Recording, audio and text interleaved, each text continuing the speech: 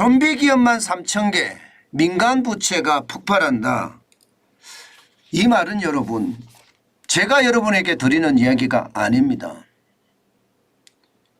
국제결제은행이 대한민국의 민간 부채 굉장히 위험하다 하는 이야기를 여러 번 해왔습니다. 게다가 민간 부채에 대한 실태까지 발표를 했어요. 그 실태를 보면 말입니다. 가히 충격적이라고 이야기할 만합니다. 자, 여러분 일단 이 지표부터 먼저 보시지요. 5년새 민간 부채 증가율입니다. 44.7%예요. 민간 부채라는 게 가계 부채하고 기업 부채를 말하잖아요.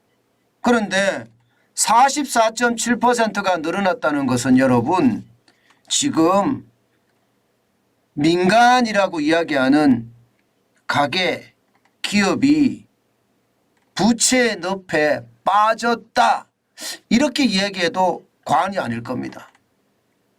그 정도로 말입니다. 부채가 굉장히 심각해진다는 뜻이에요. 이대로라면 경제 주체인 가계와 기업, 민간의 부채가 폭발할 수도 있다는 이야기 저는 당연히 나온다고 생각을 합니다. 여러분 이 지표 보세요. 이 지표를 국제결제은행이 발표를 한 지표인데요. 보시면 굉장히 충격적입니다. 여러분도 보시다시피 2017년 3,393조 3천억 원이었던 것이 2022년 4,833조 1천억 원입니다. 44.7%가 늘었고요. 금액으로 보면요. 1,493조 8천억 원이 늘었어요. 굉장히 많이 늘었죠. 진짜 충격적이라고 이야기할 만큼 늘었습니다.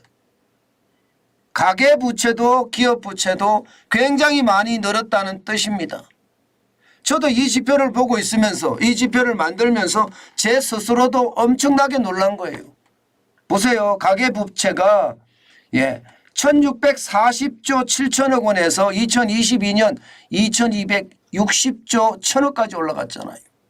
물론 여기에는 반드시 포함된 부채가 있습니다. 반드시 포함된 부채가 자영업자 부채가 여기에 포함이 되어 있습니다. 자영업자 부채가. 개인사업자 부채는요. 국제결제은행의 기준은 가계부채에 포함을 시키거든요. 기업부채는 뭐 말해 못하겠습니까? 2017년 1698조 6천억 원에서 2022년 2573조까지 늘었습니다. 진짜 충격적이죠. 제가 봐서는요. 경제 주체들이 지금 빚더미에 올라앉았다 이렇게 아주 쉽게 이야기할 수 있습니다. 쉽게 빚더미에 올라앉았다. 충격적인 상황이잖아요.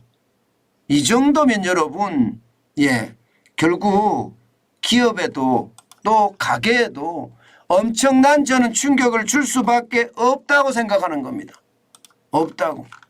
이것이 말입니다. 시장 전체로 앞으로 커지면 커지는 만큼 말입니다.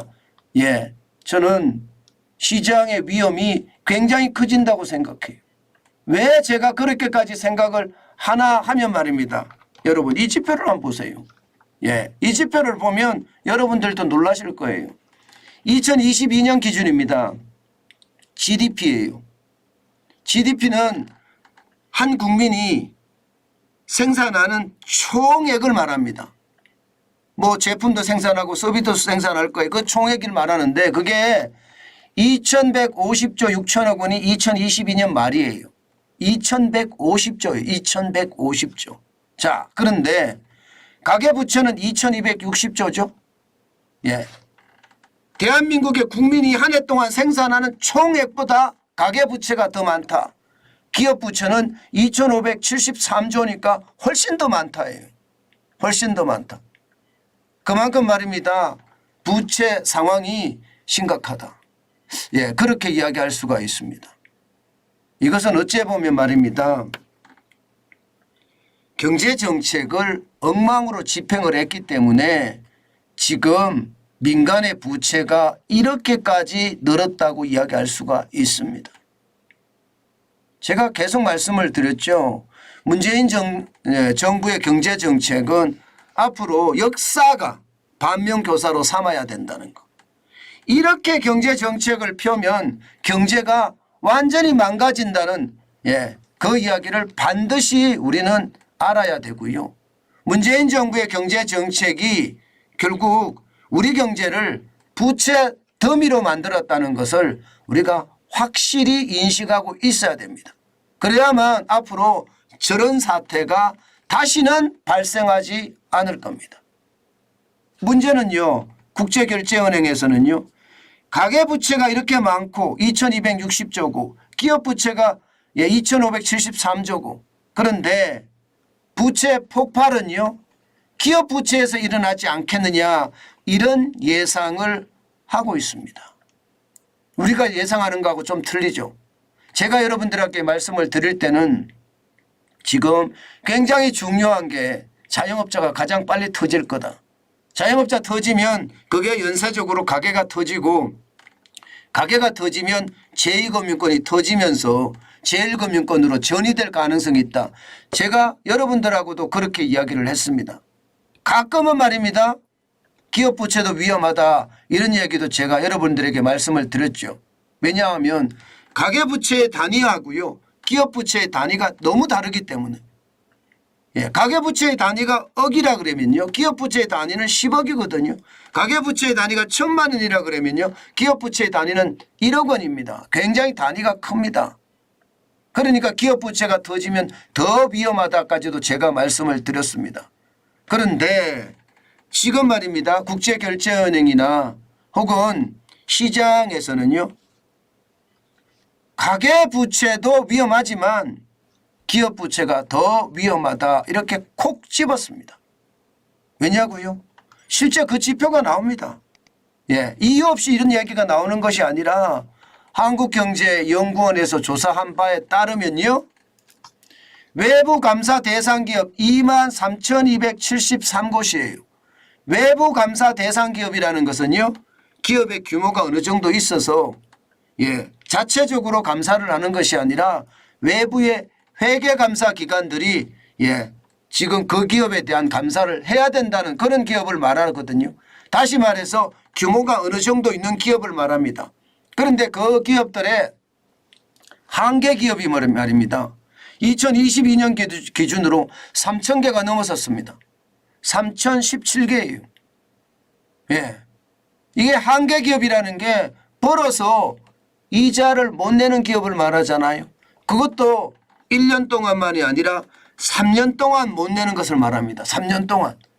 3년 동안 벌어서 이자를 못 내는 기업이 3,000개가 넘어섰다는 겁니다. 전체적으로 하면 12.9%나 됩니다. 4년 새에 말입니다. 48.3%가 늘어났습니다. 2034개가 3,017개가 됐으니까요. 983곳이 늘어난 거죠. 굉장히 빠른 속도로 늘어났죠. 그런데 이 3,000개가 왜 위험한 수치냐?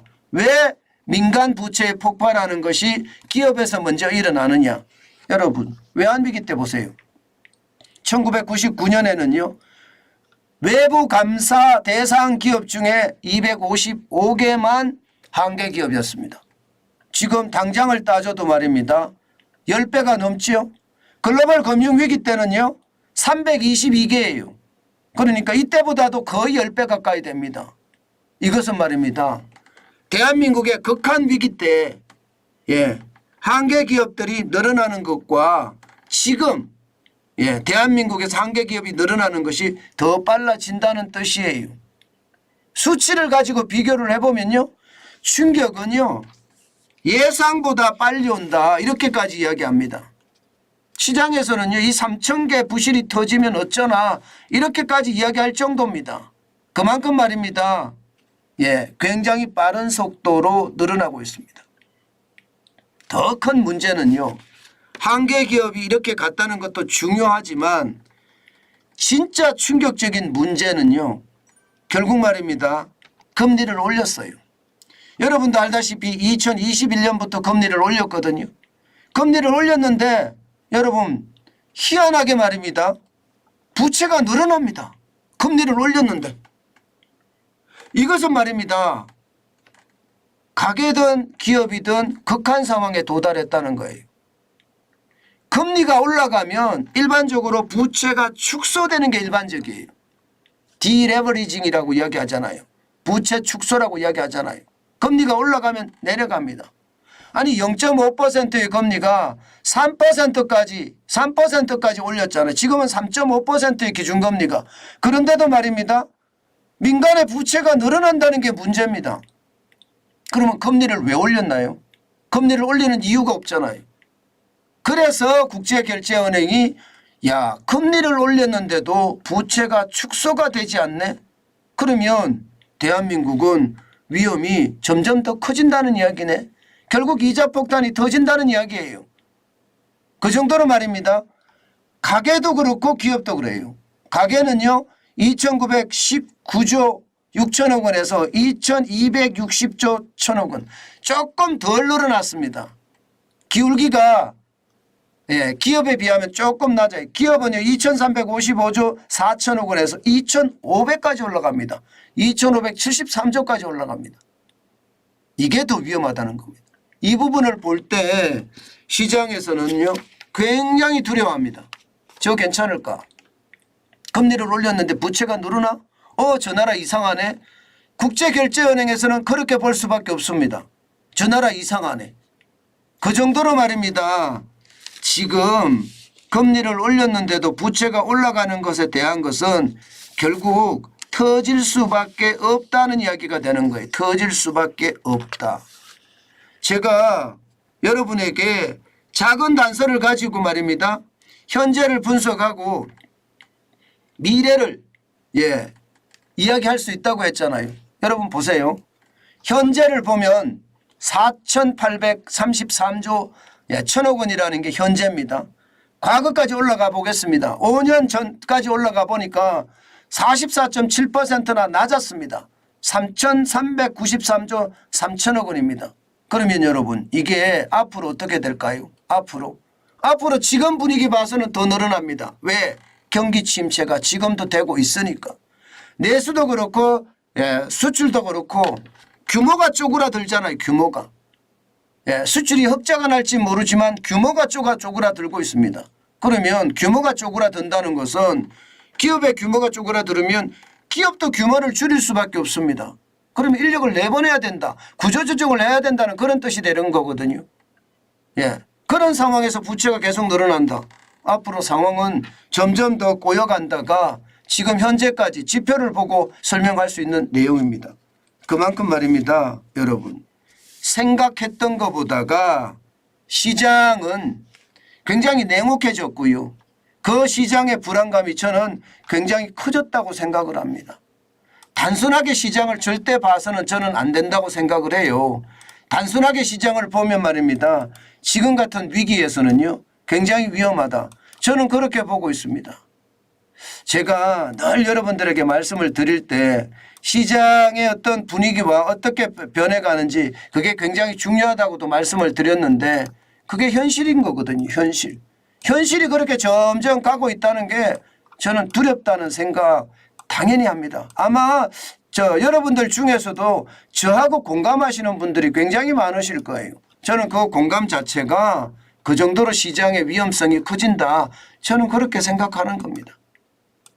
여러분 시장은 지표를 저는 속일 수 없다고 생각해요. 늘이요. 지표가 말입니다. 결국은 현장을 좌우한다고 생각을 하거든요. 현재의 지표는 분명히 점점이 연결시키면 과거와 연결이 될 거고요. 과거와 연결을 시키면 추세선이 나옵니다. 덩락이 나와요. 그리고 앞으로 전개될 어떤 우리 경제 상황을 미루어 짐작해 보면요.